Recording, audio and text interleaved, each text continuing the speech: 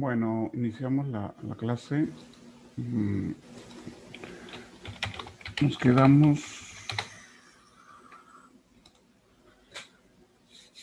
en la pestaña de elementos, es la que vamos a ver. Seguramente vamos a alcanzar a ver algunas pestañas hoy, porque básicamente son conceptos, como les recordé. El examen se divide en dos partes.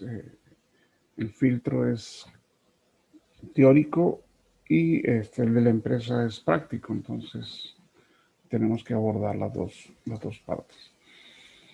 Bueno, la computadora tiene ciertos elementos que obviamente son parte inherente de la misma. Con el tiempo han ido cambiando, pero hay algunos, tal vez cambian su estructura, su forma física, pero se siguen utilizando de igual manera. Está por primera parte el famoso case, que no es más que la parte externa que sostiene o guarda todos los elementos internos de la computadora. Y por eso se le llama case o envoltura, ¿no? Aunque no se usa mucho ese precepto. Case porque es ese el término que se utiliza en inglés. Monitor o display, obviamente, pues es aquel dispositivo que muestra los trabajos o las actividades que está haciendo el usuario con su computadora. Básicamente es para mostrar resultados, ¿no? De diferentes formas, gráficas, textuales, e inclusive pues interactivas de diferente forma. Obviamente hay diferentes tipos de monitores.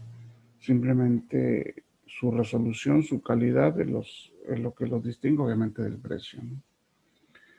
El teclado o keyboard, también se le conoce, obviamente permite al usuario introducir información que la computadora requiere para desarrollar sus funciones. Obviamente depende del usuario lo que quiera introducir, no propiamente de la computadora. El mouse o ratón básicamente es una extensión del teclado, pero con funciones principales, básicas, que lo hacen diferente de, obviamente, del teclado. Y utiliza normalmente tres botones, lo que es el famoso clic izquierdo, clic derecho y incorporado la parte o botón central que es rotativo, circulatorio, y cada uno tiene definidas sus funciones dependiendo de la aplicación que esté usando el usuario, ¿no? Impresora, obviamente, es para poder imprimir documentos que para el usuario son necesarios. Hoy en día, pues ya las configuraciones de todos estos dispositivos es de manera automática, el usuario ni siquiera tiene que preocuparse. Hace algunos años sí. Generalmente todos estos dispositivos venían con sus drivers, con su CD. Hoy no, básicamente ya lo trae o el sistema operativo mismo los busca y los instala. Simplemente los detecta y con eso ya sabe lo que tiene que hacer. Siempre el comercio de la gente o de los empresarios o de las empresas que venden computadoras buscan que el usuario no desperdicie su tiempo o su valioso tiempo en cuestiones que el mismo sistema puede hacer automáticamente, ¿no? El joystick, sinceramente, este producto ha revolucionado y sobre todo ha cambiado en poco tiempo. En el transcurso de 2 décadas hay diferentes joysticks. Obviamente hoy en día están muy mejorados. Obviamente su precio también ha aumentado bastante. Se utilizan particularmente para juegos. Hay una explotación muy fuerte en los últimos años, sobre todo en la última década, de los juegos, ¿no? Inclusive pues ya virtuales por internet. Y estos elementos, estos productos son súper necesarios, ¿no? En la cámara, sinceramente, se puede dividir en diferentes. Hay cámaras para web, hay cámaras profesionales, hay cámaras muy macroscópicas y microscópicas, pero no dejan de ser un medio pues para tomar videos y fotografías, y generalmente hoy en día todos traen su cable para puerto USB para poder descargar información de la cámara hacia la computadora, aunque también se puede hacer o bajar información de la computadora hacia la cámara. Entonces es bidireccional. Hay muchos tipos, depende de la marca, pero en general todos estos dispositivos pues se los detecta la computadora y solito instala sus drivers o sus programas necesarios para que funcionen correctamente. Por último, el escáner, que sinceramente ya por sí sola no se usa, ya viene incorporado como parte de la impresora o de las copiadoras.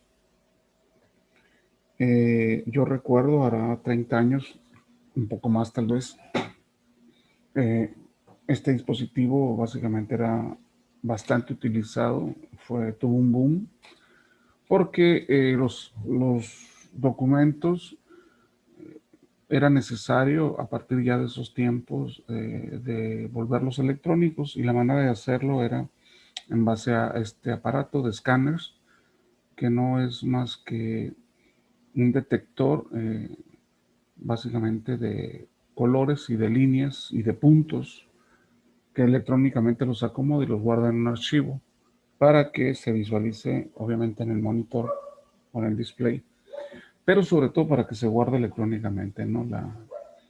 Llamadas, documentos o inclusive fotos, ¿sí? O cualquiera parte que se quiera guardar de manera electrónica, pues ahora se hace en base a escáner. Aunque les digo, solo ya no lo venden, es muy raro. Ya viene incluido pues en las impresoras. Estos son algunos de los elementos básicos, sinceramente, que tiene la computadora. Seguramente hay muchos, dependiendo del uso que se le vaya a dar. Obviamente hay moduladores para comunicaciones serie, hay aparatos o periféricos, que así se conocen, que interaccionan con algún programa dentro de la computadora, por ejemplo, equipos de medición, pero todos esos equipos que no están listados aquí ya son de manera o aplicados de manera muy particular, inclusive empresarial, pues, que sinceramente el listar aquí un conjunto de elementos que puede soportar la computadora, pues no tendríamos fin, ¿no? Es una barbaridad, pero estos que mencionamos son de los más comunes que se encuentran pues en cualquier computadora. Por otro lado, esto que les digo de los periféricos, son dispositivos porque van conectados todos ellos a través del case, del aparato inicial que vimos. Básicamente todos aquellos que estén interactuando con la computadora van o se nombran de esta manera periféricos, ¿no? Obviamente entre ellos como periféricos se puede contabilizar al monitor, que hay diferentes tipos. Ahorita ya hay una gama muy fuerte. Sinceramente este tipo de dispositivos, igual que toda la electrónica, se está revolucionando a diario y hay cambios muy rápidos, inclusive de meses, pues, donde están saliendo diferentes modelos con diferentes capacidades y obviamente con diferentes precios, ¿no? Pero de los más conocidos, está el monocromático, que a lo mejor, pues, sobre todo la gente más joven, pues no tiene mucho contacto. Estos se usaban hace como 40 años. Pero hoy en día, sinceramente, se pueden seguir utilizando, pero para otro tipo de aplicaciones. Son de calidad muy mala, muy baja, comparado con lo que se requiere por parte del usuario hoy en día, ¿no? Pero así era, es el HGC famoso, ¿no? De muy baja calidad. Después mejoró, se encontró con el Enhanced Graphics Adapter, que básicamente era de calidad baja, pero ya en blanco y negro y de color.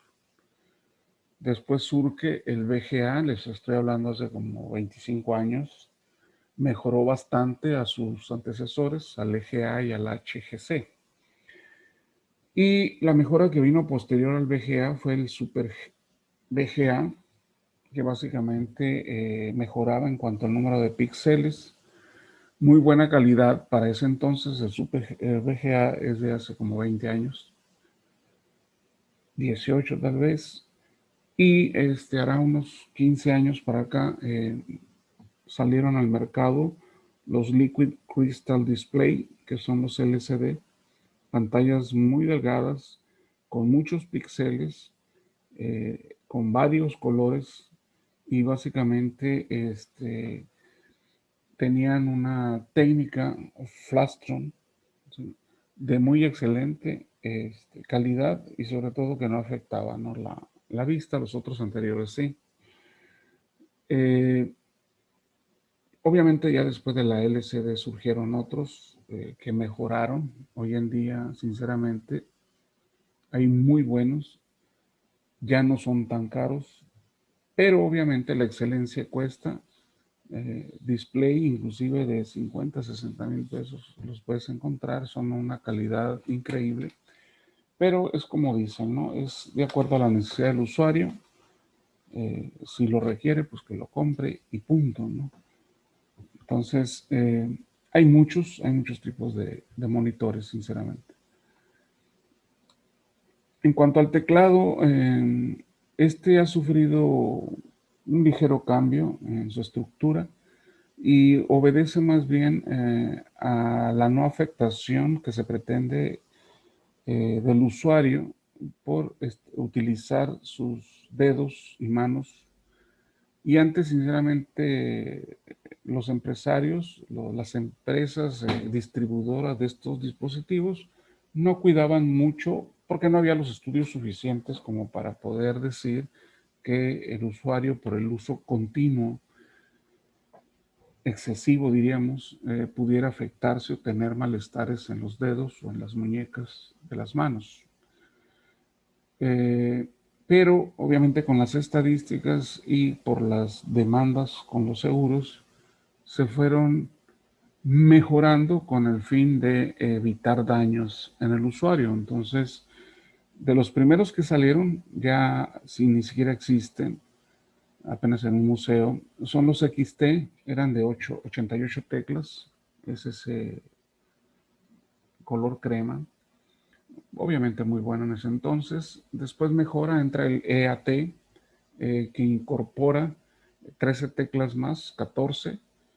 Y hasta ahorita, pues casi todos tienen esa cantidad de teclas, 102 para ser exacto. Hoy en día se usan los ergonómicos, que son amoldables al usuario, pues para evitar daños en sus extremidades, evitarles el dolor. Este, Sinceramente ya están muy accesibles, aunque se siguen vendiendo los anteriores, los CAT, los que están en medio, porque la gente sinceramente no le pone mucho cuidado a esto, aunque les digo, los seguros en las empresas va a exigir que sean ergonómicos, ¿no? Eh, los conectores, sinceramente, se los habíamos comentado desde el principio, eran particulares para este tipo de componentes, son ese verde y ese morado. Pero hoy en día, refiriéndonos a los tipos de puertos que se pretenden desde hace muchos años homologar, estandarizar, para no tener diferentes conectores, bueno, pues ya todos están pudiendo ser conectados a través de las versiones de USB tipo A, B y C, ¿sí? Que más que nada son de tamaño, porque ya son puertos universales. Entonces ya no encuentras, se supone, esos conectores ya PS2. Ahora se usan USB, inclusive USB inalámbricos. Pero yo les puedo decir, yo acabo de comprar una computadora Es una i7 y trae todavía estos conectores. Entonces dirán, oye, pues es chafona. No, simplemente ese conector trae, no trae lo más nuevo, pero funciona como si tal, ¿no? No hay mucha diferencia, pero sí es bueno, ya que todas las computadoras traigan los puertos USB como una parte de estandarización a nivel mundial, ¿no? En el mouse lo que más he mejorado es, inclusive, pues le agregan otros dos botones, pero su mejora sustancial ha sido el inalámbrico. Sinceramente, su precio comparativamente con el alámbrico ya no es muy diferente. Entonces, hoy en día es lo que más se usa, pero el mouse es uno de los que ha cambiado menos, aunque ergónicamente también buscando que el usuario no afecte, en este caso su muñeca, se amoldan y hay diferentes modelos, sinceramente, ¿no? Pero ya eso es ajuste de cada usuario, ¿no? Pero sí hay en el mercado. Y en cuanto a la impresora, sinceramente, es un dispositivo sustancialmente caro por, por dos razones principales, por el mantenimiento de la impresora y sobre todo la tinta. Yo hace, ¿qué les digo? Hace más de 10 años, yo uso cartuchos rellenables de tinta y si no lo han hecho, no se imaginan ustedes la cantidad de ahorro de dinero, porque cada cartucho de una impresora actual como la HP cuesta alrededor de 600 pesos y sinceramente te lo puedes chutar con 100 hojas, es decir, puede imprimir unas 100 hojas o 200 o 300 si quieres. Depende mucho del papel. El papel no vamos a decir quiero un papel para impresora, el que quieras. No, hay que seleccionar bien el papel, sobre todo si usan ustedes cartuchos de tinta. Si son muy porosas las hojas, se gasta más tinta y la tinta, créanme, es cara cuando la venden o la compran por cartucho. Pero si ustedes compran mejor los tanques rellenables y la tinta la compras por litro, el ahorro, créanmelo, es de miles y miles de pesos. Les digo porque yo tengo 10 años, tengo 3 hijos, yo compré 4 litros de tinta, hará como unos 7, 8 años, y ahí tengo todavía. Es decir, sigo usando la misma tinta, la misma impresora, una Epson, perdón. Y yo veo a otras familias, sinceramente, gente conocida, que ellos siguen comprando los cartuchos, pues los cartuchos valen 600 pesos.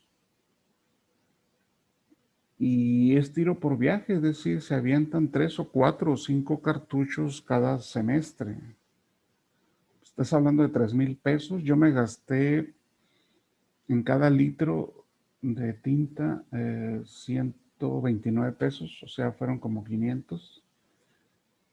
Y la impresora que yo tenía hace 10 años, 12, no eran cartuchos rellenables, pero una vez que fui a México encontré un sistema, uh, entre comillas, personalizado de cómo adaptar los recipientes pues rellenables a una impresora de cartuchos.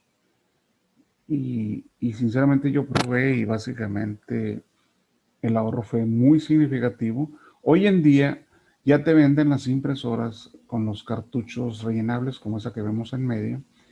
Pues deberían de hacerse, si tienen impresora de otro tipo, deberían de hacerse de estos rellenables porque sí se van a ahorrar muchísimo dinero, más si tienen niños de primaria, secundaria, prepa, en carrera, a todos esos niveles educativos se gasta mucha tinta, mucha, mucha, mucha.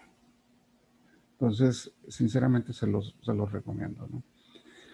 Y obviamente entre las impresoras rellenables también están las láser, que ya son los últimos modelos que han salido, son de muy alta calidad, aguantan mucho, eh, son excelentes. También hay cartuchos rellenables, aunque aquí su forma de trabajar son diferentes, ¿sí? Pero existen ya pues los componentes como para que puedan ser autorrellenables. Las empresas siguen comprando sus cartuchos que son más grandes para láser y son costosísimos, o sea, andan costando 1,800, 2,000 pesos, pero para imprimir alrededor de 1,000 páginas, ¿no? Pero también ya existe pues la forma de comprarlos autorrellenables o uno mismo, pues. De hecho, inclusive hay negocios que se encargan de rellenar, aunque uno buscándole lo puede hacer. Bueno, eso es en cuanto a las generalidades de los periféricos, que sinceramente hay muchos. En cuanto al hardware, eh, nuestras computadoras se dividen en diferentes tipos. Hay computadoras personales, que ahí cabe la famosa laptop o portátil. Esa es su gran ventaja, que es portátil, es liviana, obviamente es rápida, pero el problema es el costo, es mucho más cara que la mini computadora o la macro computadora. Hay diferencias, una se llama mini computadora, que es la famosa de escritorio, pero obviamente es más difícil trasladarla de un punto a otro, pero son más baratas que las personales o las laptop o las portátiles. Y todas esas dos son personales. Las mainframe ya son computadoras de altísimo costo que se utiliza como servidores en empresas, en industrias, y se conocen normalmente como servidores o server. Y son básicamente paneles, ¿sí? Como si fueran refrigeradores, y tienen un conjunto de tarjetas, drop insert se llaman, de insertado y sacado, que realizan sinceramente muchas funciones de manera excesivamente rápidas comparadas con las eh, laptop y las de escritorio, ¿no? Nada que ver, andan en un costo, inclusive pues son fácilmente escalables. Le puedes insertar muchos discos duros, muchos procesadores, y sinceramente estamos hablando de costos de millones de pesos. Entonces, pero esas son las tres bases, por eso se conocen así: las personales o microcomputadoras, las mini computadoras o de escritorio, y las mainframe, ¿sí? Todas ellas requieren forzosamente un sistema operativo, ¿sí? Que está compuesto por un CPU, por memorias, por un reloj para sincronía y una fuente de alimentación, la energía que las va a alimentar. En este caso, el CPU es una unidad central de proceso que básicamente tiene contenida internamente lo que es la unidad aritmética y lógica, que lleva a cabo las operaciones de aritmética, pero con pura lógica binaria. Los famosos registros, que no son más que las memorias que almacenan datos y obviamente los resultados de todas las operaciones que realiza la computadora. Los registros pueden ser de 8 bits, de 12 bits, de 10 bits, de 16, de 32, de 64. Es la forma en que están estructuradas internamente. Está lo que se llama control o cerebro, pues regula y controla todas las operaciones de la computadora. Es quien lleva básicamente la dirección de todos los dispositivos. Y el bus son los caminos por donde circulan tanto datos como instrucciones de manera binaria. Hay bus de 8 bits, a mí me tocó de 4, hace 40 años. Y luego el de 8, y luego el de 16, 32, 64, 128, 256, y seguramente ya hay 502 y 1024. Entre más grande el bus, la velocidad se incrementa una barbaridad, ¿no? Entonces, básicamente, ese CPU tiene todas esas unidades internas para realizar las diferentes funciones, ¿no? Todas ellas controladas por el CPU.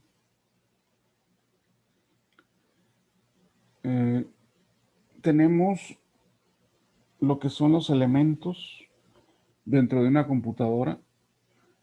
Aparte del CPU, obviamente están los dispositivos de entrada y salida, es decir, donde podemos conectar nuestra impresora, nuestro teclado, nuestro mouse, nuestro módem, nuestro servidor.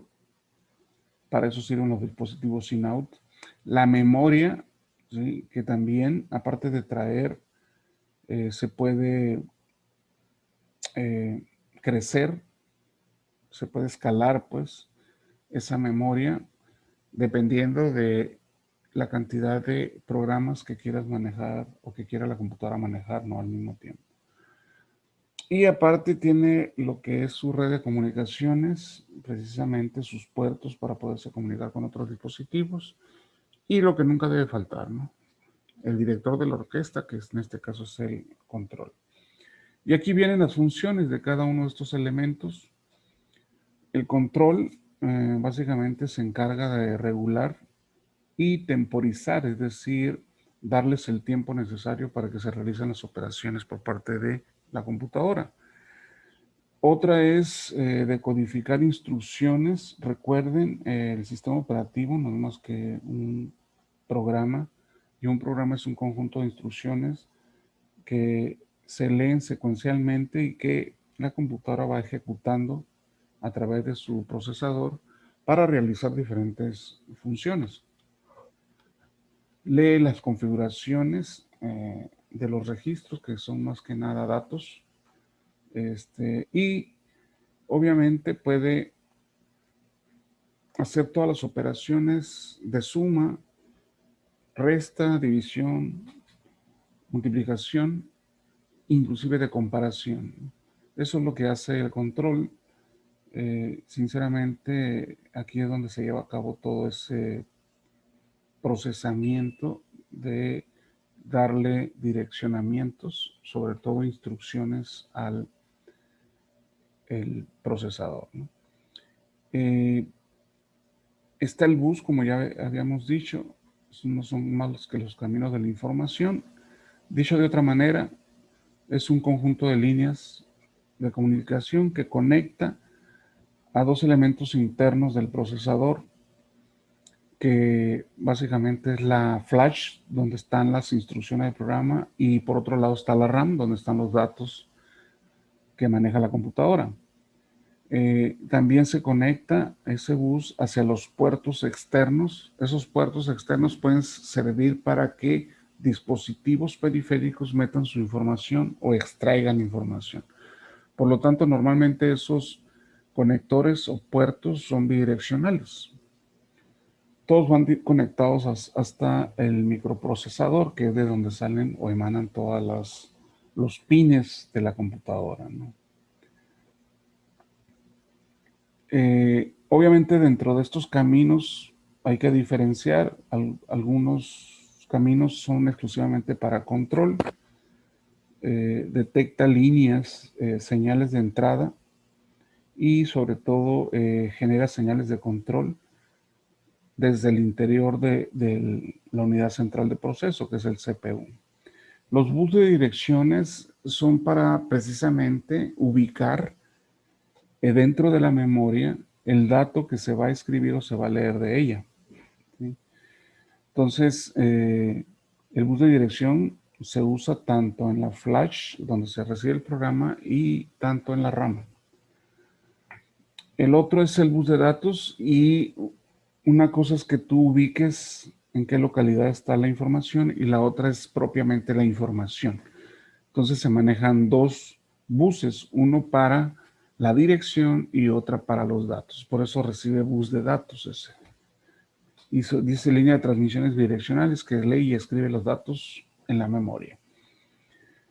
Están los dispositivos de in-out, como ya les dije, es para conectarse direccionalmente con unos dispositivos externos, que hay muchos, y también para que las aplicaciones o el software contenido dentro de la computadora pueda comunicarse con ellos. El sistema operativo básicamente no es más que un programa preestablecido de fábrica, dependiendo de cuál vayas a usar. Antes existía nada más Windows, pero ahora hay otros. Sinceramente han ido haciendo la competencia, ya que Microsoft tenía el monopolio de todos estos sistemas operativos y todos los componentes periféricos, todos los teclados, monitores, mouse, tenían que ser afines con Microsoft. Entonces, básicamente Microsoft tenía el control. Y si no te alineabas a ellos, pues básicamente te dejaban fuera del comercio, ¿no? Entonces empezaron a hacer otros sistemas operativos para competir contra él y de ahí nace Apple, que es una de las más fuertes. Y hoy en día, pues el que se usa en los celulares, pero hay varios, sinceramente, hay muchos de ellos, ¿no? Está Apple, está Linux, está Android, está el iOS, está el FreeBSD. El Linux, la ventaja que tiene es que es gratuito. Microsoft, en este caso Windows, pues tiene un costo, antes era muy caro, ya ha bajado de precio, obviamente por lo mismo. Ya hay más aplicaciones que pueden, sinceramente, trabajar en cualquiera de estos sistemas operativos, por eso es que Microsoft Windows le ha bajado, ¿no? Es buena la competencia, sinceramente. El PIC. El PIC es algo parecido a un micro procesador, porque mucha gente tal vez los confunda o no sepa ver la diferencia. En el caso de las computadoras, sinceramente, está lo que se llama procesador y luego vemos su RAM de este lado, vemos su flash, vemos los buses que hay para cada uno, bus de direcciones, los bus de datos hacia el procesador de cada una de las RAM. Vemos el reloj. El reloj es el que hace que sea síncrono todas las señales. Está lo que es la unidad central de proceso y todo lo tiene separado, vaya. Si ustedes abren una computadora, ya sea la laptop o una de escritorio, inclusive una mainframe, una grande, van a ver que todo está separado: la RAM, la flash, el procesador, el reloj, la fuente de alimentación y los puertos. Muy importante, puertos. El microcontrolador, o sea, el PIC, así se conoce, que significa Programmable Integrated Circuit o circuito integrado programable, también maneja un conjunto de instrucciones, pero del tipo RISC. RISC significa conjunto de instrucciones reducidas, es decir, el PIC es este que está aquí, es un circuito integrado, es este que está aquí, dentro de la tarjeta, que tiene todos los elementos de una computadora grande, pero internamente. ¿Qué quiero decir? Que adentro tiene RAM, adentro tiene la ROM o la flash para el programa, adentro tiene el reloj, ¿sí? Y los buses de dirección y de datos. Pero dentro del circuito, no es por fuera. Eso lo hace muy poderoso. Eso sí, tiene muy pocas instrucciones comparadas con las que maneja este procesador. Este procesador, más o menos, de las computadoras, maneja entre 300 y 400 instrucciones. En los PIC, hay PIC que manejan 35 instrucciones. Este, por ejemplo, el PIC 184550, maneja 83 instrucciones. Obviamente, cuando tú tienes más instrucciones, pues lo haces más poderoso. Si tú tienes una RAM por fuera, la puedes hacer tan grande como tú quieras. Igual a flash. En el PIC está muy limitado. Voy a ponerles un ejemplo. La RAM de este PIC es de apenas 4 kilobytes. Hoy en día las computadoras traen 16 gigabytes. ¿Sí? La flash esta, pues ni se diga, ¿no? Puedes guardar el programa que te dé la gana aquí.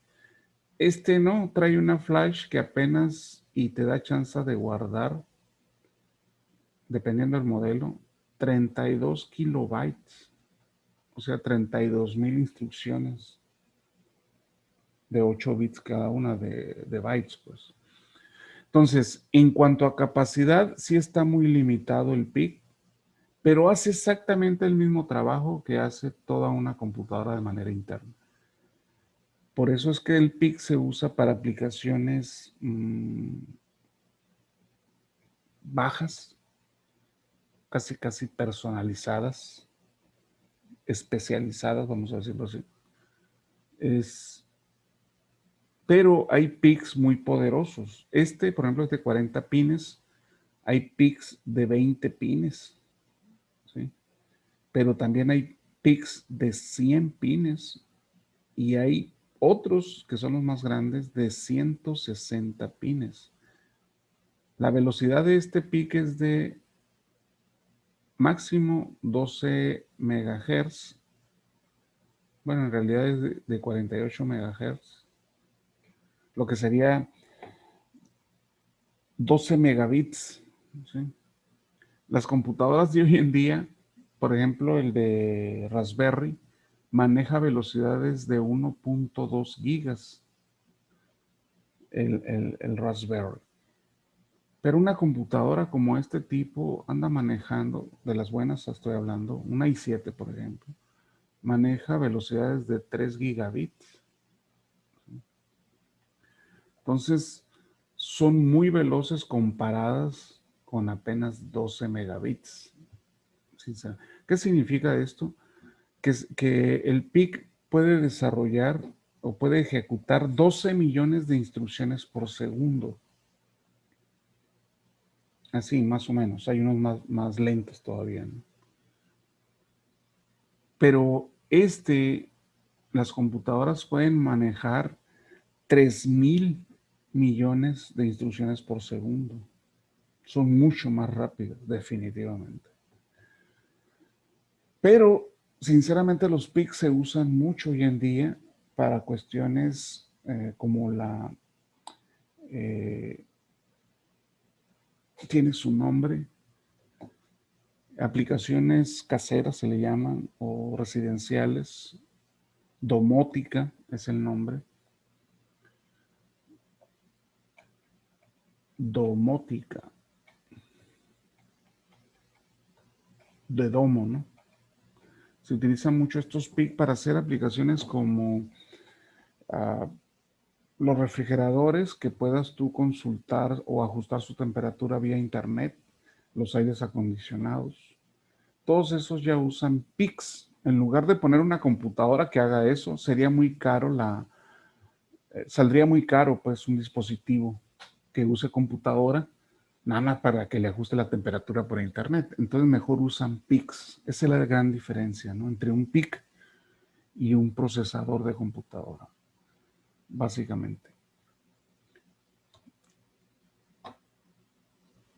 Bueno, en lo que corresponde a dentro de los PIC, podemos hacer, aquí está un ejemplo. Si se fijan, aquí hay una, lo voy a hacer más grande para que lo alcancen a ver.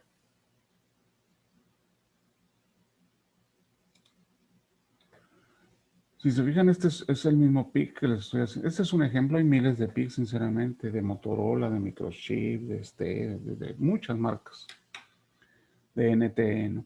Esta es una calculadora, son 16 teclas. Acuérdense el teclado, el keyboard que usan ustedes en las computadoras. Ese tiene 102 teclas, pero no importa, este tiene 16. Entonces, con esta teclera tú puedes darle instrucciones al PIC. El PIC dentro de su flash tiene un programa. Y por ejemplo, aquí puedes hacer que prendan y enciendan ciertos LED dependiendo de alguna temperatura alta, si se abrió una puerta, si abrieron una ventana. Los sistemas de alarmas que se compran o se venden comercialmente hoy en día, que valen 1,000 pesos, 800, 2,000, 3,000, básicamente usan PICs. ¿Sí? Entonces, se pueden hacer muchos proyectos en pequeño, y el costo, sinceramente, es mínimo. Entonces, por eso es la diferencia, ¿no? Por ejemplo, aquí, este es un PIC que está mandando información a un display barato. Un display de este tipo es de 16 por 2, así se llama, 16 columnas por 2 renglones. Puedes mostrar 32 símbolos en total, entre letras y números y signos.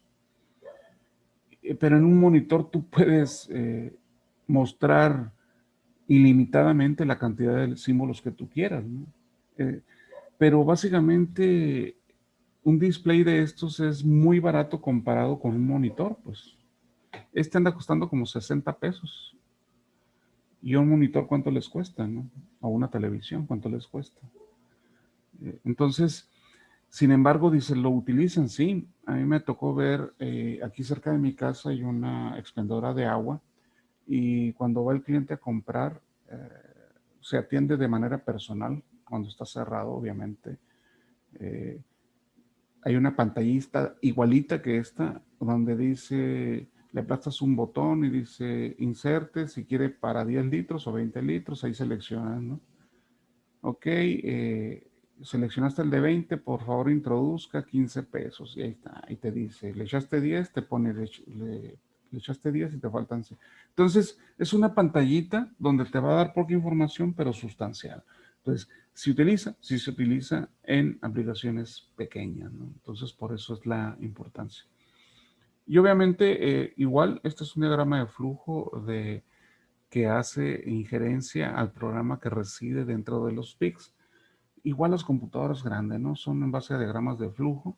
Los diagramas de flujo son la manera lógica en que funciona tu sistema de software o tu proyecto, ¿no?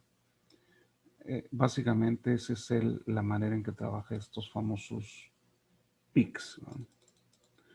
Bueno, después brincamos a la parte de redes, donde la computadora es como un elemento más, ¿sí?, dentro de este mundo virtual.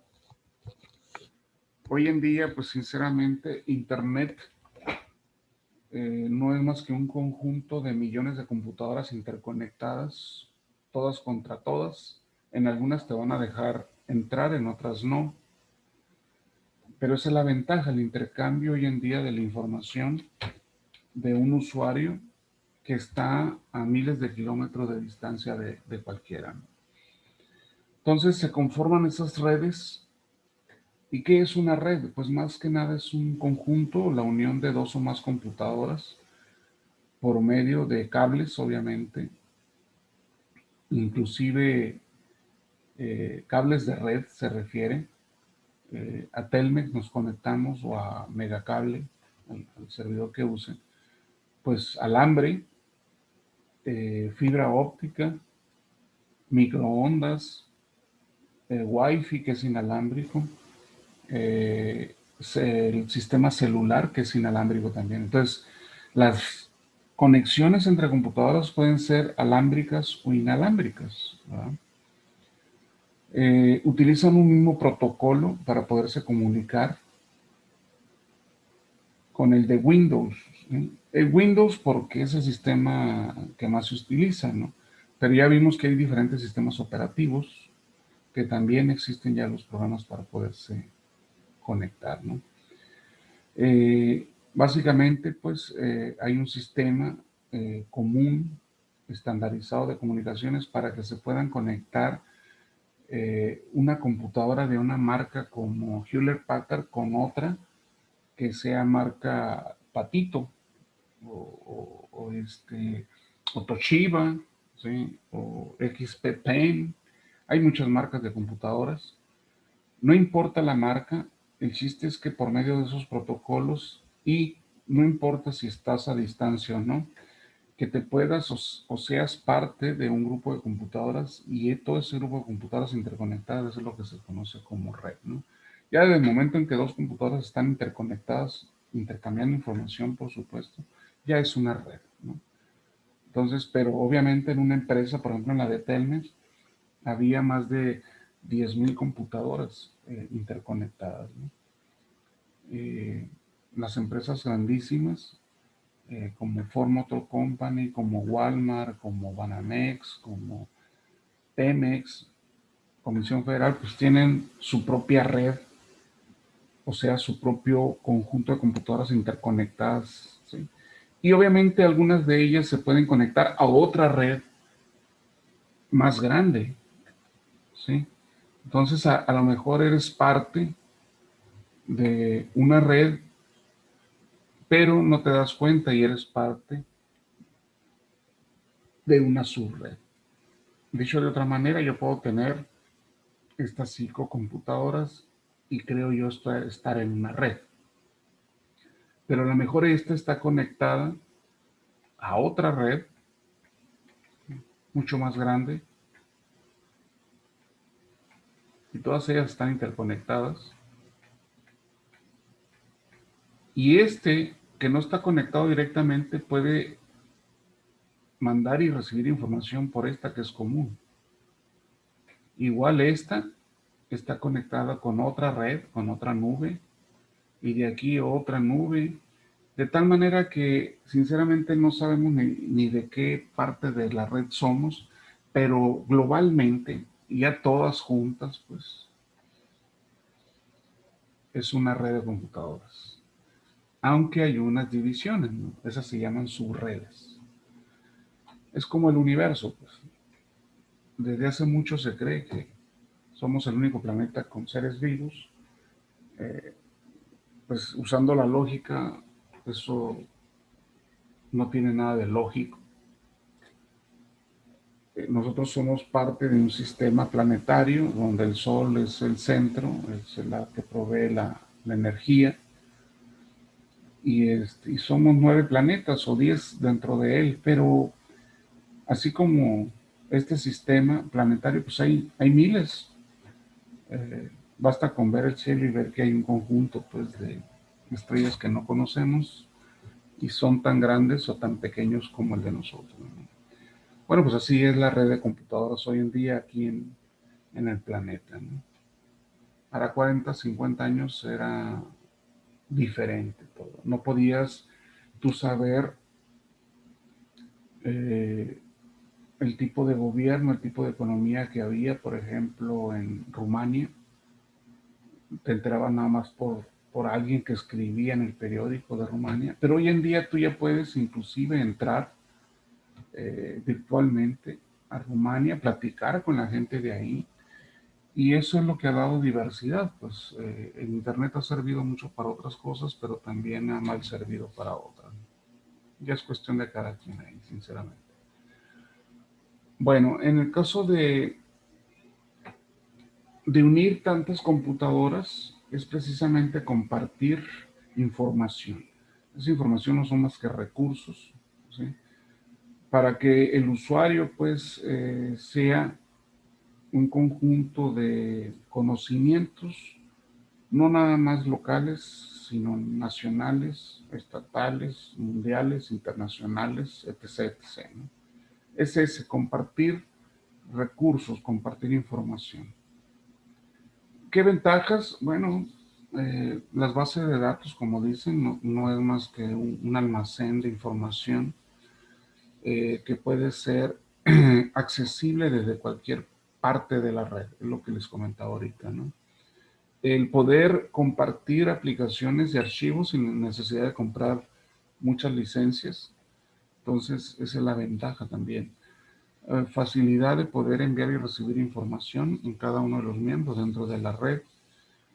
Lo que les decía ahorita, el bajo costo de las licencias que ha ido bajando obviamente para usar de manera múltiple las aplicaciones, las diferentes. El famoso respaldo de información. Hoy en día la información es lana, es dinero, y obviamente pues hay que tenerla respaldada por si se nos daña, ¿no?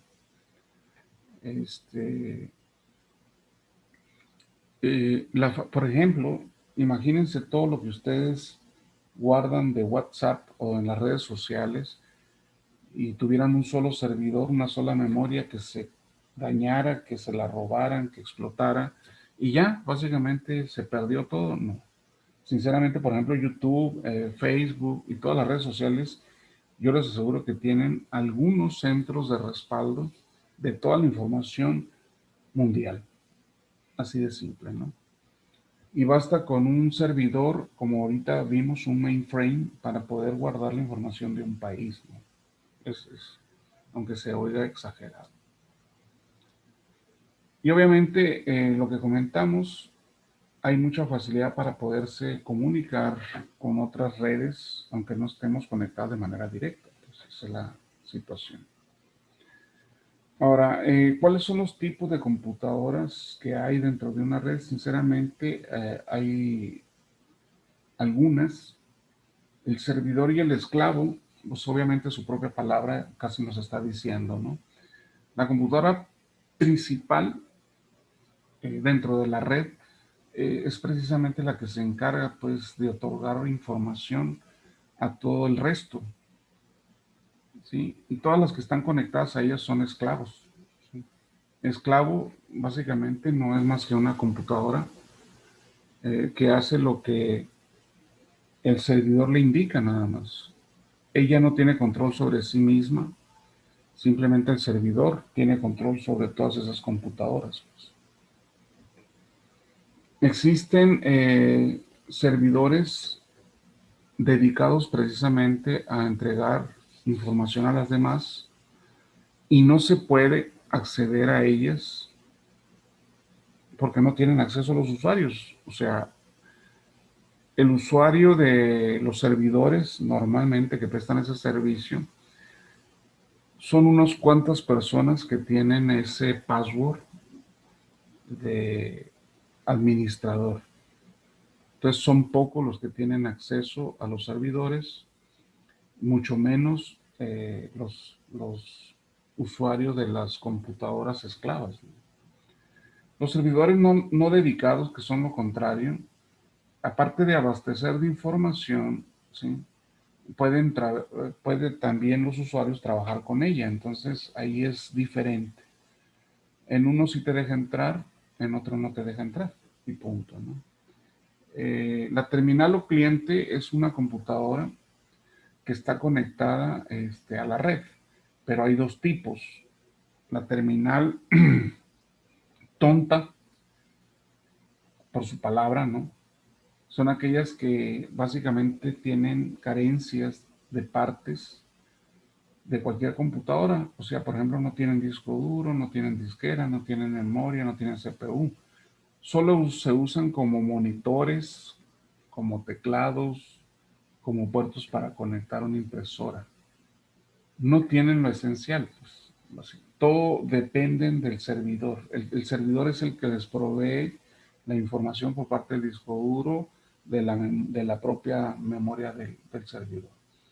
Pero existen otras terminales que son inteligentes, esas sí tienen su propio sistema, cuentan con las partes esenciales como disco duro, como memoria, o recursos o aplicaciones pues, para realizar sus tareas. Esa es la diferencia. Las redes se pueden clasificar en tres tipos grandes. ¿Sí? La LAN, que son redes de área local, por sus siglas en inglés. Se usa en escuelas, en edificios, obviamente en las casas también. Se interconectan con cable coaxial o UTP, que es el cable azul o verde, o ya hay diferentes colores, y ahora por Wi-Fi, ¿no? Las MAN o las metrópoli, las que son de ciudades grandes, esas básicamente cubren pues ciudades pequeñas, como las instituciones bancarias usan este tipo de redes. Aunque hay bancos, sobre todo las matrices, que ya usan básicamente las WAN. Y las WAN son redes de área amplia o Wide Area Network. Esas sinceramente se comportan o trabajan a nivel intercontinental o inclusive fuera de los continentes, básicamente por todo el mundo. Así se dividen, pues, normalmente nosotros en nuestras casas son LAN, ¿sí? En la ciudad pues ya son MAN y a nivel mundial pues ya son WAN. El tipo de topologías, es decir, cómo están interconectadas, hay diferentes. Por ejemplo, la tipo anillo es cuando conectas una computadora como en anillo, en círculo. Que si se rompe una, básicamente, aquí les voy a poner, si esta se rompiera aquí, no hay problema, la comunicación se da de acá para acá. El problema es que si se corta, voy a regresarme, si se corta aquí y si se corta acá, esta ya no se puede comunicar para allá, ni esta se puede comunicar para allá. Solamente estas tres se pueden comunicar con ellas y estas se pueden comunicar con ellas. Es decir, quedaron aislados esas partes. Entonces, el sistema anillo, en términos lo usábamos, de hecho se usa. Cuando la comunicación se va de un lado no hay problema porque tienes el respaldo del otro lado y te da oportunidad y tiempo para que arregles el desperfecto. ¿Sí? Nosotros en Telmex esto lo teníamos a grueso modo, obviamente. Voy a hablar ya voy a decir, este conjunto de computadoras estaba en Hermosillo, esta estaba en Culiacán, Mazatlán, Monterrey, Durango, Chihuahua, Agua Prieta, eh, eh, Nogales y Santana. Entonces, básicamente, cuando a nosotros se nos cortaba la fibra en cualquier parte, se cortaba la comunicación momentáneamente porque realmente la información lo que hacía era esto. Decías, oye, se cortó entre Culiacán y Mazatlán, ya no va a haber comunicación. Sí hay, porque todo lo que mandabas de Culiacán a Mazatlán ahora se va a ir por el otro lado y le va a llegar a Mazatlán, no hay problema. Así se tiene la fibra óptica en Telmex. Entonces, eso nos daba tiempo de ir a arreglar este desperfecto teniendo este respaldo, ¿no? El problema, por ejemplo, que teníamos, por ejemplo, en el caso este, de La Paz, de Los Cabos, cuando había un huracán, que normalmente se da entre agosto y noviembre de cada año, había cortes por todos lados. Entonces se cortaba la comunicación. Por ejemplo, en Guaymas, en Santa Rosalía, hay un cable que va para Guaymas y en La Paz hay un cable que va para Topolobampo. Entonces dices, bueno, pues ahí estamos conectados. Esa fibra óptica va por el mar. Pero internamente, pues ya lo que es la Baja California Sur, pues eso es un conjunto de ciudades que tienen su conexión de fibra, Los Cabos, por ejemplo, Santa Rosalía anda por aquí, y ellos tienen su propio anillo, ¿no? O sea, tienen dos rutas. Pero aquí se conectan pues por el lado de Tijuana, y de Tijuana baja hasta Santa Ana, y luego Hermosillo, y así se va, ¿no? Hermosillo se conecta con todos. El problema es que cuando se cortaba aquí y aquí, ya no había manera pues de que estas entidades, Los Cabos por ejemplo, que está en la punta de Baja California Sur, se pudiera comunicar a través de Tijuana. Y dijeras tú, bueno, los cables submarinos, pues que también se cortaba aquí, pues no llegaba, estaban en La Paz y en Santa Rosalía, entonces quedaba aislado Los Cabos. Entonces lo que hacía Telmex en este caso, aquí Hermosillo tiene unas antenas parabólicas, subían la información al satélite, y Los Cabos siempre tienen sus antenas, tienen una antena cada ciudad que mira obviamente a esos satélites e intercambian información, ¿no? Pero era limitada esa información porque es caro el servicio. Pero más o menos es la configuración pues que se utiliza hoy en día, este tipo anillo para proteger a las redes, ¿no?, de computadoras. Tenemos lo que es el bus lineal, una computadora atrás de otra, ¿sí?, sin hacer anillos, simplemente va en línea. Este es peor porque no tiene ningún tipo de protección. Pues básicamente se abre y se cortó el sistema. El estrella ya depende de un servidor que le da obviamente el servicio a cada una de las computadoras que están conectadas a ellas. Esto es lo que hace Wi-Fi. Ustedes con sus computadoras y sus celulares se conectan al Wi-Fi de su proveedor de servicio, Megacable, Telmex, el que sea. Pero si se daña el Wi-Fi, ya valió. Si se daña el modem, ya valieron. O sea, ya se cae todo. Por eso es que lo reporta la gente. Pero esas son las formas que hay: tipo anillo, bus lineal y el estrella, ¿no? El que más se utiliza hoy en día es es el tipo anillo y el tipo estrella.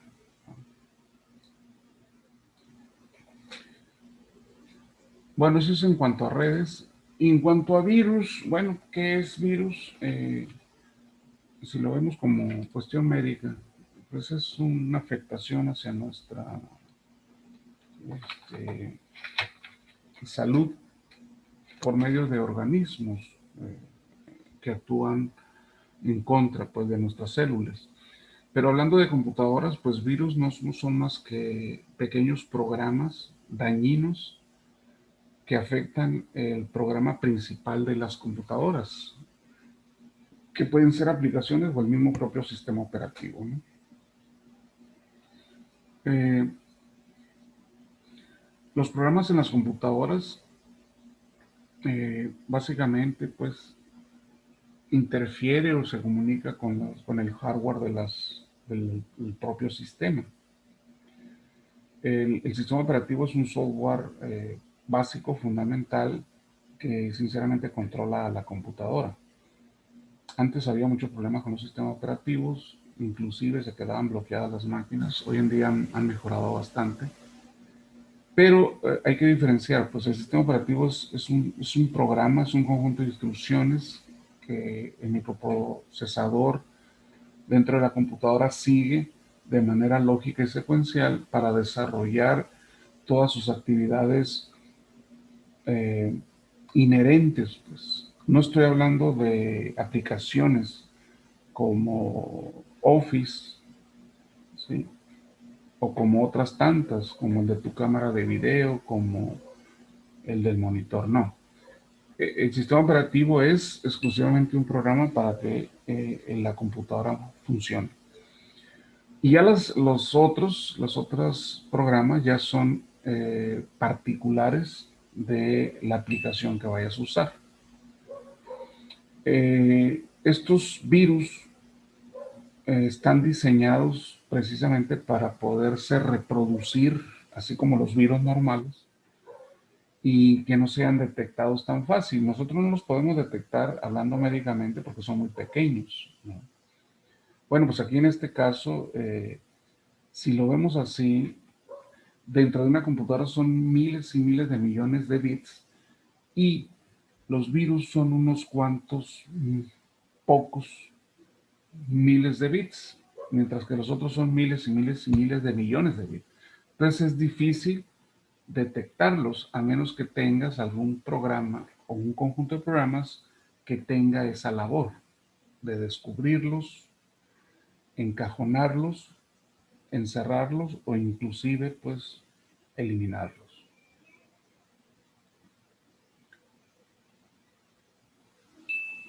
Para poder cumplir el objetivo de estos virus, que es dañar, debe obviamente de ser ejecutado.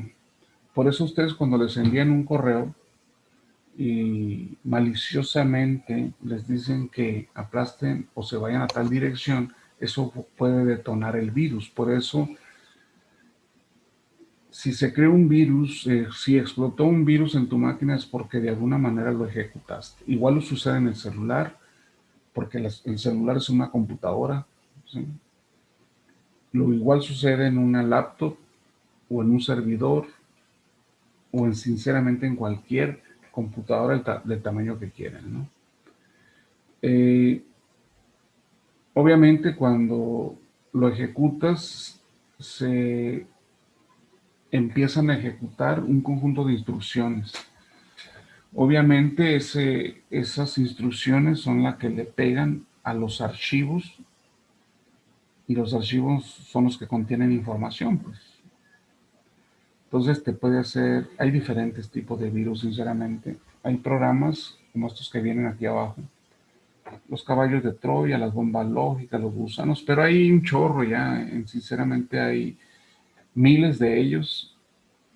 No los vemos, tal vez ni siquiera los conocemos porque nuestro sistema operativo, nuestra computadora generalmente trae, sobre todo Windows trae el famoso Defender ya incorporado, pero de todas maneras nosotros tenemos que comprar siempre una aplicación exclusivamente para los virus, que así se llama, aplicación antivirus, ¿no? Hay muchas marcas, obviamente. Los caballos de Troya tienen sus características. Puede ser algo inofensivo, mm, un juego, como dice ahí, pero obviamente al ejecutarse, pues puede tener afectaciones de manera sustancial en su sistema. Las famosas bombas lógicas es como si se liberara al explotar una bomba, pues una fuerza en todas las direcciones. Entonces son conjuntos de programas que afectan de diferente forma. Eh, Puede ser, pues, cuando se alcanza una fecha o una hora, lo que detone de manera secuencial esa bomba.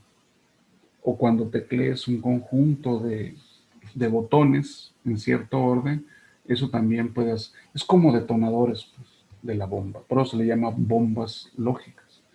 Y los gusanos, estos sí se mueven de esa manera dentro de un conjunto de bits o de un conjunto de millones de bits. Entonces tienen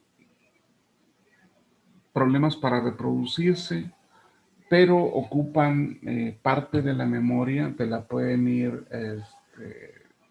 es como si te revolvieran toda la información y es un caos para el control, porque donde estaba la información que él tenía, las bases de datos donde estaba toda la información, se perdió. ¿Por qué? Porque el gusano empezó a básicamente mover todos esos apuntadores, ¿no? Que se llaman.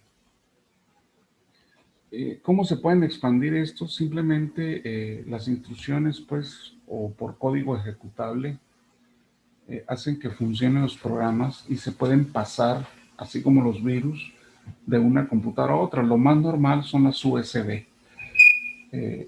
¿Por qué? Porque la USB la estamos usando como el almacén normal, por cómodo, barato y pequeño, para llevar información de una computadora a otra. Y ahí es muy fácil que se incruste el código de virus y se infecte esa computadora. Y si esa computadora está dentro de una red, créanme que en poco tiempo va a virular, a contagiar a todas las demás, ¿no?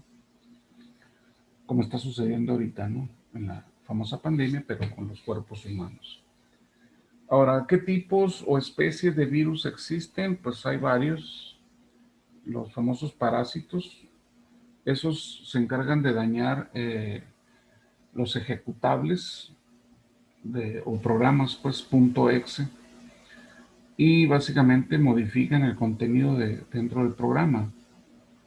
El código este se ejecuta como inicial, es decir, si tú tienes un archivo exe y el virus toma su lugar y cuando quieres ejecutar el programa que tú piensas, resulta que se ejecuta el virus. Entonces, por eso se dice que ocupa los ficheros ejecutables. Los otros virus son el sector de arranque. Dentro del disco duro hay un disco o un sector de arranque que es primordial para que el disco duro trabaje.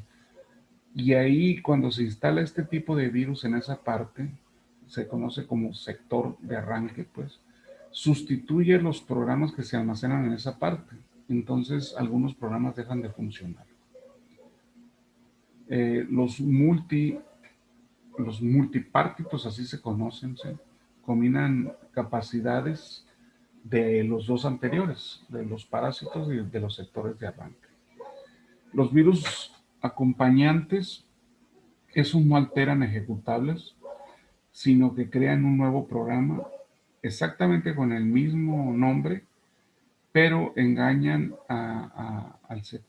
en este caso al sistema operativo, pues, y no lo ejecuta. Entonces, básicamente es como si pusiera una foto ahí en lugar del ejecutable y por eso se dice que el sistema operativo se ve engañado, ¿no? Esos son los famosos acompañantes. Los virus de vínculo pueden infectar básicamente a todo un directorio que se llama sección dentro de las computadoras y cualquier programa ejecutable que acceda en ese directorio simplemente se contagia. Entonces, imagínense, ¿no? Tú agarras un programa, un directorio que copiaste y lo metes a la USB, pues ahí llevas el virus ya.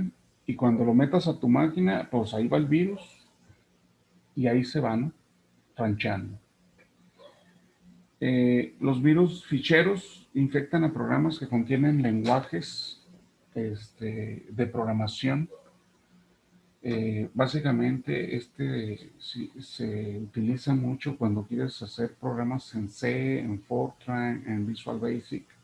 Son los famosos virus ficheros, ¿no? Afectan al lenguaje de programación. ¿Qué debe de hacer uno para cuidarse de los virus? Sinceramente, comprar el antivirus. Pero aquí te da otras recomendaciones. Copias de seguridad, que eso es forzoso. Si tu información es importantísima, pues hay que respaldarla. Hoy en día la puedes respaldar en la red virtual, en los discos virtuales, o en las USB o en los discos de respaldo que ya son de capacidad excesiva. Lo mejor ahorita son los almacenes virtuales. Otra es proteger los discos contra escritura, pero esto que dice ahí se utilizaba mucho cuando se usaban los CD, que los cerrabas y ya no los podías alterar.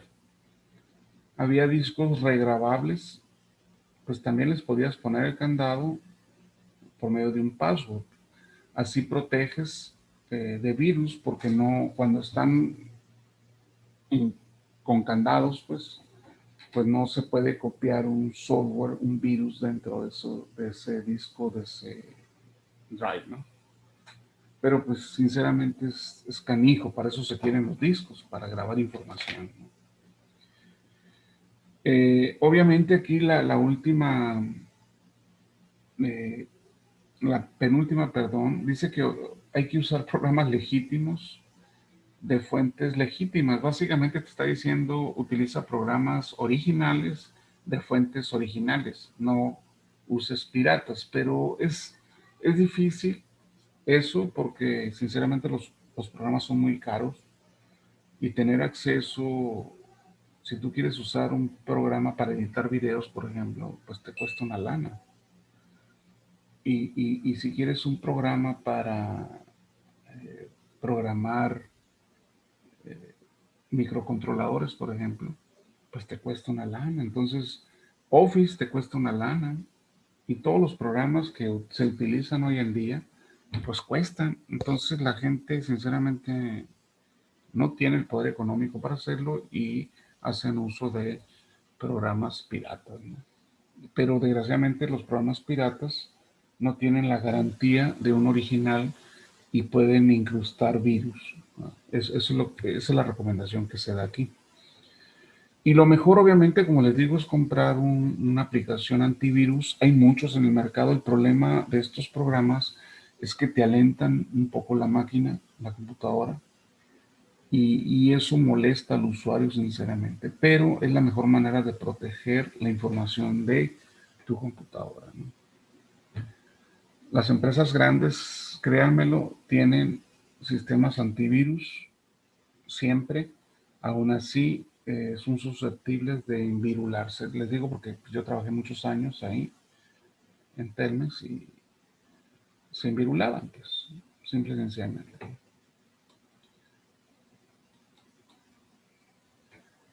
Y luego tenemos lo que es el sistema operativo, que ya lo comentamos ahorita.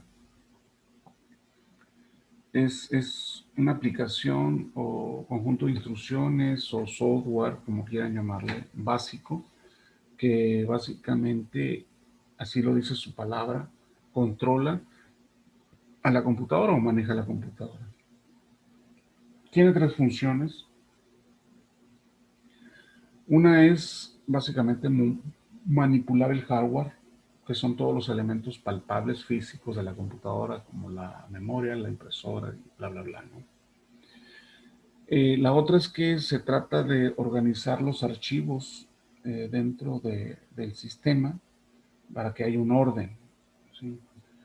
Eh, dónde van los discos, cómo van los discos. Hay diferentes maneras de almacenar el disco duro, los discos externos, las USB, ¿sí? Entonces, en cualquiera de esos tres donde vayas a almacenar información, es susceptible de que tengas que organizar toda esa información. Ah, bueno, pues el sistema operativo se encarga de eso, ¿sí? Y lo otro es básicamente gestionar, supervisar los errores de hardware y de pérdida de datos para que no haya tanto daño, ¿no? Siempre va a haber errores en el manejo de información digital, siempre. Imagínense velocidades de 3 gigabits por segundo. Es un mundo de bits. Alguno tiene que estar errado. Entonces a eso se refiere, ¿no? Si hay algún error, simplemente no te das cuenta. Una información que llegó incompleta simplemente se vuelve a solicitar que se vuelva a reenviar. No nos damos cuenta. Eso lo hace el sistema operativo. ¿Cómo funciona? Realmente son, como controlan diferentes procesos, el proceso solo simplemente no es más que un grupo de comandos que le dan posibilidad al usuario de poderse comunicar con la computadora. Entonces, el sistema operativo es básicamente controlar todos esos procesos, los tiempos, el protocolo con el que se va a comunicar, y sobre todo la sincronía, ¿no? Hay formas de poder indicar esos comandos en el sistema operativo. Puedes hacerlo por medio de textos. Se requieren comandos o instrucciones que tienes que escribir por medio de la teclera, obviamente, o por algún teclado virtual.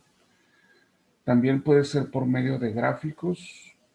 Permiten al usuario comunicarse señalando y haciendo o aplastando un botón, pues haciendo un clic con el mouse en alguna fotografía o en algún icono que represente la función de esa aplicación.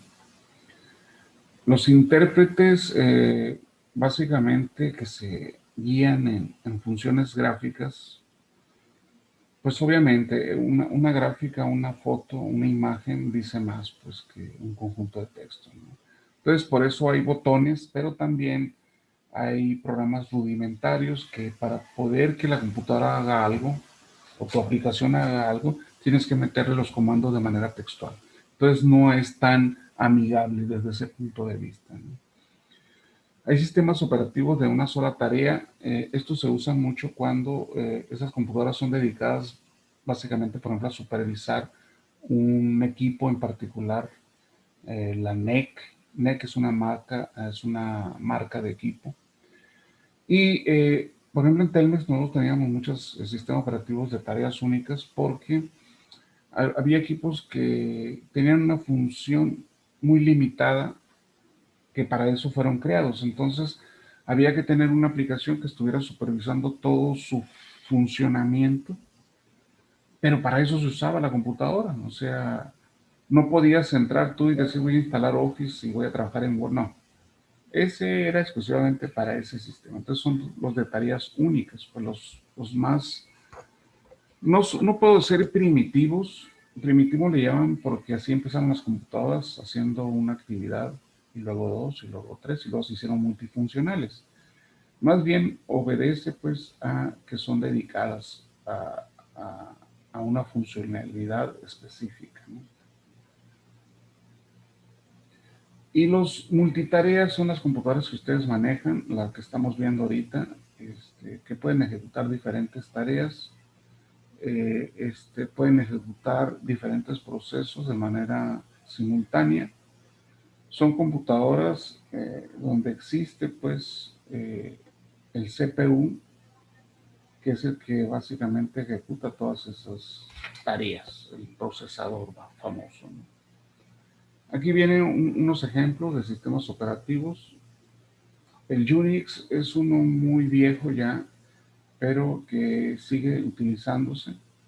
Se utiliza mucho para computadoras de tarea única, pues son especialistas en ciertos equipos. Trabaja en lenguaje C. Su sistema operativo es el Unix. Básicamente fue realizado por IBM y si se fijan, para su uso en estaciones de trabajo basadas en RISC. Acuérdense, RISC, lo vimos hace ratito, es básicamente que hace todos los procesos con pocas instrucciones. Reduced Instruction Set Computer, o sea, con computadora de pocas instrucciones. ¿Sí? Básicamente lo manejaba la Apple, la Match, pero básicamente fue hecha para manejarse en computadoras tipo Next, ¿no? Era un tipo de computadora. Se siguen utilizando, sí, de hecho yo me jubilé hace 2 años y Telmex sigue utilizando ese sistema operativo en algunos equipos, no en todos. El sistema operativo Windows es muy comercial, el problema es que adolece de seguridad. El Unix, el que acabamos de ver, tiene muy buena seguridad. Pero los comerciales, pues básicamente se pueden expandir, son multitareas, pueden hacer muchas cosas, pero son muy susceptibles a los virus, ¿verdad? Fue creado por Microsoft, multitarea, tiene interfaces de usuario, se ejecuta por medio de MS2, ya no lo utiliza el usuario normal, no sé si ustedes lo utilicen, es comandos a través de texto. Hoy en día Windows, su sistema ha mejorado porque todo lo hace por medio de botones, ¿no? Los programas, dice, están diseñados para aprovechar todas esas características de multitarea. El Nobel, sistema operativo Nobel, es de una familia, así se conoce, que se producen pues para sistemas de área local. Se utilizaban mucho en computadoras tipo IBM y de Apple. ¿Sí? Eh, Básicamente, el tener este tipo de computadoras les da la posibilidad de compartir información, pero lo mismo lo hace Microsoft, solo que Nobel es más especialista en este tipo de compartimiento, ¿no? Y luego Microsoft Corporation es una compañía, ya saben de quién, es líder, es la que obtiene más ingresos y obviamente no se dedica nada más a vender computadoras, sino todos los conjuntos de periféricos, tarjetas o elementos que trabajan con las aplicaciones hechas con el sistema operativo de Microsoft, de Windows, ¿no? Por eso es que tiene tanto comercio, ¿no? Y este vato pues es uno de los más ricos del mundo, siempre ha sido entre los dos primeros o tres primeros más ricos del mundo. Eh, Entramos a lo que se llama sistemas numéricos. Aquí es para que entiendan un poco porque les pueden preguntar, de hecho, no déjenme quitar esta parte para borrarlo. Este, es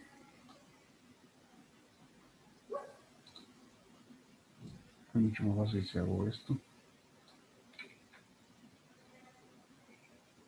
Y luego reduzco esto.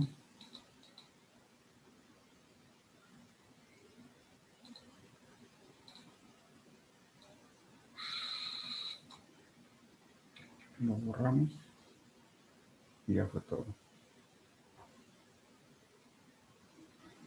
Entonces, en cuanto a los sistemas operativos, ya para terminar, eh, el usuario normal, el hombre, pues, eh, cotidianamente usa el sistema numérico decimal. Y el sistema es tan arraigado su uso diario que sinceramente algunas operaciones ya las hacemos de manera instantánea. Estamos muy familiarizados con este sistema numérico,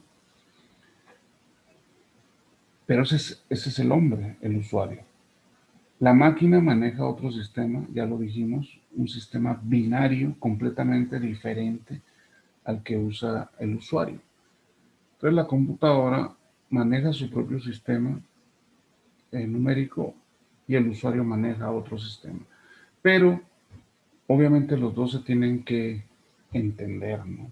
Es necesario que ambos intercambien información y no es que ustedes vayan a requerir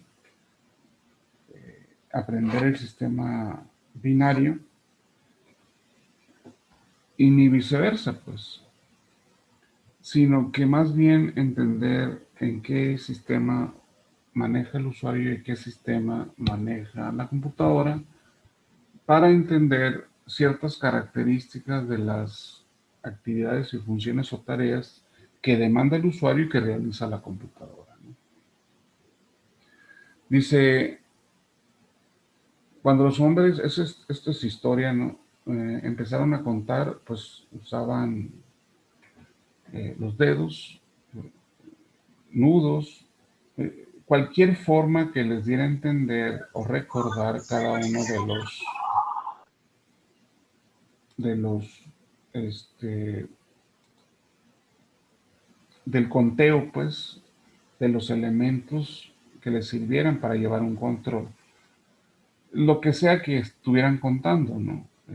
Animales, árboles, inclusive hijos, ¿no? Entonces, no tenían un sistema, poco a poco fueron creando ese sistema.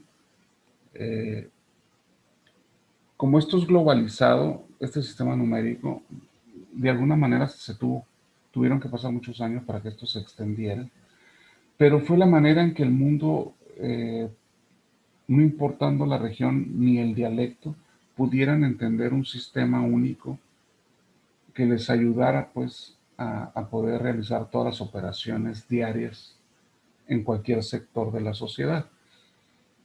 Así es como nace este sistema numérico, eh, y obviamente se tomó como base, como una homologación que ayuda, pues, quieran o no, a comunicarse sin importar el lenguaje que manejas. Entonces, la base 10 o el sistema numérico que usa el hombre simplemente se le conoce así, sistema decimal o base 10. ¿Por qué se le llama base 10? Bueno, pues muy simple, porque tiene 10 símbolos. Por eso se llama sistema decimal.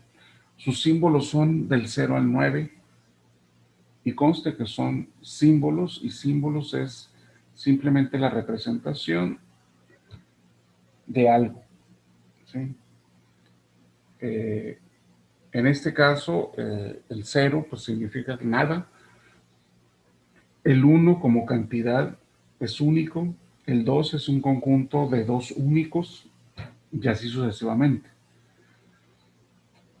Pero ya hablándolo matemáticamente, pues tiene su chiste, ¿no? Su forma de poder visualizar cómo se trabaja con ese sistema. Como les digo, a lo mejor se extrañan de cómo se maneja ese sistema decimal, aunque ustedes dominen los números decimales.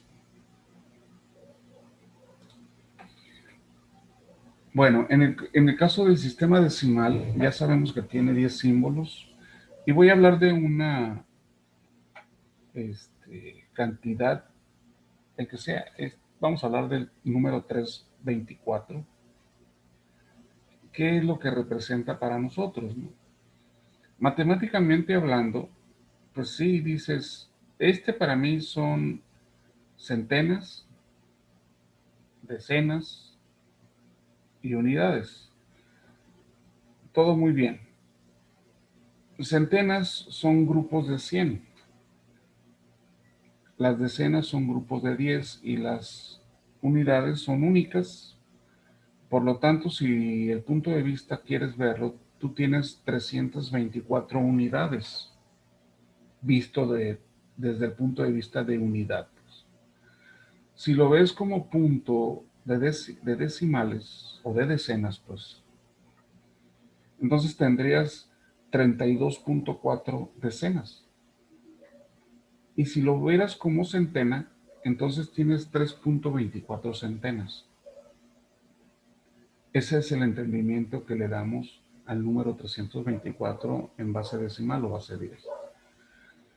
Pero matemáticamente hablando, sinceramente, a cada lugar, a cada posición, se le da un valor.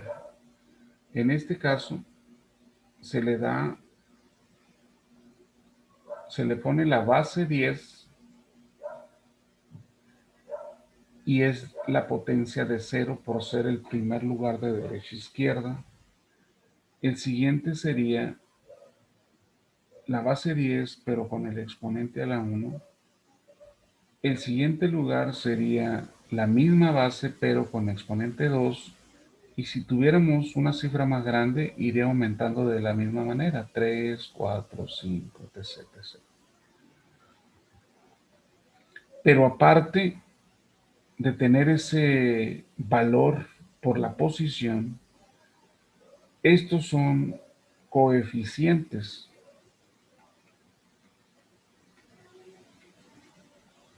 que van a multiplicar al valor de su base elevada a la potencia que le corresponde. ¿Qué quiero decir con eso? El 3 en este caso, de izquierda a derecha, va a multiplicar a la base que le corresponde, que todas van a ser base 10, pero debido a su posición le corresponde el exponente 2. Se le va a sumar el siguiente coeficiente, que es el 2, por su base y el exponente que le corresponde por su posición, que sería el 1. Más el coeficiente 4, que ese es el que va a multiplicar a la misma base por su exponente correspondiente. Si nosotros desarrollamos las operaciones aritméticas algebraicas que ya conocemos y lo hacemos por partes, 10 al cuadrado va a ser 100. 10 a la 1 es 10 y 10 a la 0 o cualquier cosa elevada a la 0 siempre va a ser 1. 3 por 100 son 300. 2 por 10 son 200 y 4 por 1 son 4. Perdón, me equivoqué. No es 200, es 20. Y obviamente al hacer la suma esto nos da 324.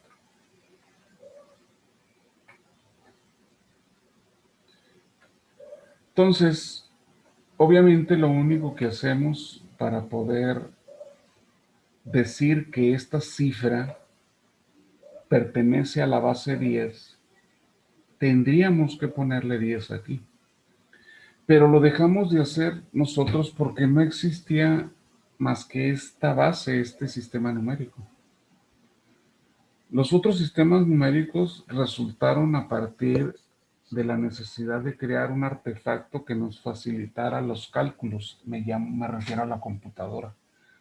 Y ahí es cuando nació el sistema binario, ¿verdad?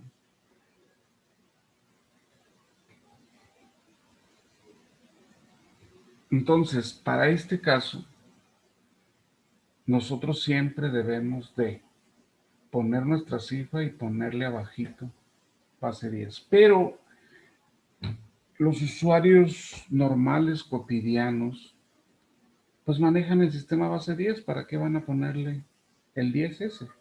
Si todos hablamos lo mismo. Pero si tú eres una persona que conoce del sistema de cómputo y el sistema de cómputo maneja la base 2, pues entonces vas a hablar el sistema numérico en base 2 o el binario, que se llama también. Entonces, en este caso, pues el sistema decimal, que es el que acabamos de ver, obedece a esos 10 símbolos y al conjunto de operaciones aritméticas, algebraicas que nos han enseñado, ¿no?, desde hace mucho.